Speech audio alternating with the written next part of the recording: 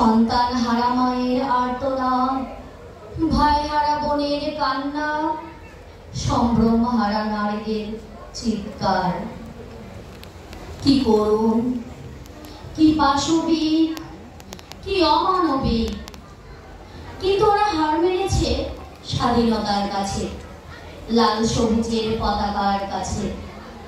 আমি যুদ্ধ দেখিনি, হ্যাঁ আমি যুদ্ধ দেখিনি, অনুভব করি সাহসী বীরদের আত্মত্যাগ, নতমস্তকে জানাতে পারি সশ্রদ্ধ সালাম, আর গর্বে বুক ফুলিয়ে বলতে পারি, আমার সোনার বাংলা আমি তোমায় ভালোবাসি, আমার সোনার বাংলা আমি তোমায় ভালোবাসি।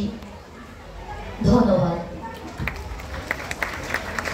আবৃত্তি শোনাতে আসছেন মিথুন দাস।